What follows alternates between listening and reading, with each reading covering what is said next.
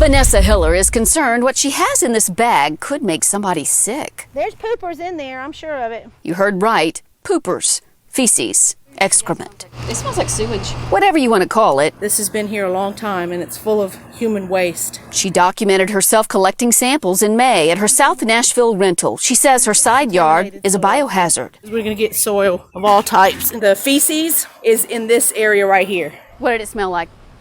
It smelled like human poop. Hiller is convinced sewage leaked between her duplex and the new development next door. They started back there and they dug the trench through all the way through here where you're standing. And then, for about the first week after, I could smell the feces in the air. Smell it coming through my window. You see my window is right here. And I contacted everybody I could. I called code enforcement. I called the Environmental Protection Agency. I went to the health department. And I did too. Hi, this is Stacy Case with Fox 17 News. Because now the trench is filled in, the ground is leveled, and grass seed is planted. District 17 Councilman Colby Sledge also responded to her concerns. Usually on efforts like this, you will have multiple departments kind of checking things out if the council member requests it. So that's why both Metro Water and Codes were aware of issues and were kind of doing their individual work on it. Because you requested that. Correct. Mm-hmm. Yeah, it's not out of the realm of possibility that something happened there. It's just going to require a little bit further research on my part and on Metro Water's part, and we'll try to see if there's anything else there. Though Metro Codes and Water tell me they responded to the call to investigate, Hiller says she doesn't feel any resolution. Metro Water tells me it inspected the complaint on May 17, 2021, and determined that it was a private issue. Metro Water Services does not inspect private sewer lines or do private sampling. I asked Metro Health if it should test Miss Hiller's sample to make sure the soil isn't contaminated in case kids and pets play in it.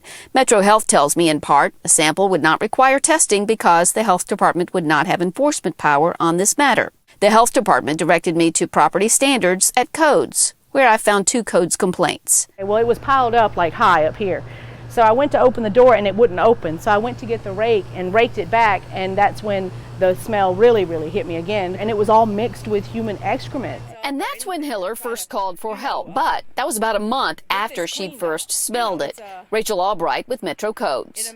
With this incident, I believe that there had been a repair to or some sort of coverage of the line where there may have been a break and where sewage may have been coming from. And in that instance as well, we are unable to validate it because we don't have any sort of testing capabilities to confirm what kind of specimen was coming through. So you're saying by the time your department got out there, the lines looked fine? Correct. She has a bag of a sample. Would that be something your department would want to look at? Unfortunately, Codes does not have the capabilities, the testing capabilities to do anything like that. So once again, that's why the timeliness is so key here. Though the EPA confirms people can get microorganisms, viruses, and worms from raw sewage, the silver lining, Metro Health's Environment Health Bureau confirms once the sewage dries up, any viruses and bacteria will die. Hiller sums up her potential sewage saga this way. I think they need to be held accountable. I think they need to be held accountable. Well, we've been here for hours speaking with neighbors, talking about what happened earlier this morning. As you said, people were called here. First responders were called here around 9:15 a.m. this morning. And I just want to step out of the way here a little bit to give you a look at what we've been looking at throughout the day. This is Elizabeth Court, the 100 block of Elizabeth Court. And first responders were called here to an accidental shooting. And that shooting actually left an 8-year-old boy named Braden. He died as a result of that. As I said, I've been here for hours, and although many residents declined to go on camera, they did share some words talking a little bit about Braden and the life that he lived. They said nothing but positive things about him. They tell me that they heard the first responders arrive here this morning at 9:15 on the 100 block of Elizabeth Court. The boy who had appeared to be an accidental gunshot wound, he later died at the hospital. But I want to take you to Facebook now. On Facebook, the community is mourning as well, including Madison Creek Elementary Elementary Principal John Duncan. Now, in a post, the principal asked for people to pray for the Bowling Constant family. Duncan added that Braden was full of energy, much like the comments that I've been hearing throughout the day. I just spoke with a woman who lives up there on the road where that family lives as well. She had tears in her eyes and nothing but positive things to say, saying that she recently was shooting off fireworks with him, enjoying some time with him. The tourism industry is back in Nashville, but the state has one of the lowest vaccination rates in the country. That's why medical experts are making one strong recommendation if you plan to visit. Right now, 37.6% of Tennesseans are fully vaccinated. In Davidson County, 46.5% are fully vaccinated. Well, I'm very disappointed because Tennessee ranks, I'm afraid to say, near the bottom of the list in terms of the proportion of the population vaccinated against COVID.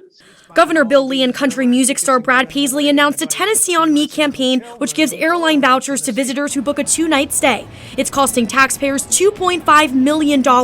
According to the Mayo Clinic, Tennessee has the 10th lowest vaccination rate in the country. From a medical perspective, do you feel it's responsible to bring people here when our vaccination rate isn't where it needs to be? We would love the tourists to come here, all be vaccinated.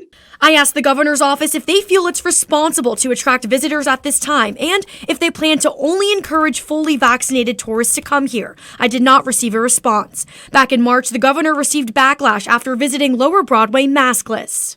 Tennessee is open for business. The Department of Health reports at least 27 Delta variant strains and 1 in Davidson County. Infectious disease expert Dr. William Schaffner says this variant spreads like wildfire, and he's concerned about those who aren't vaccinated. The travel of unvaccinated people into Nashville and certainly out of Nashville, some of those travelers will bring the virus with them or take the virus with them elsewhere and will infect others here and there.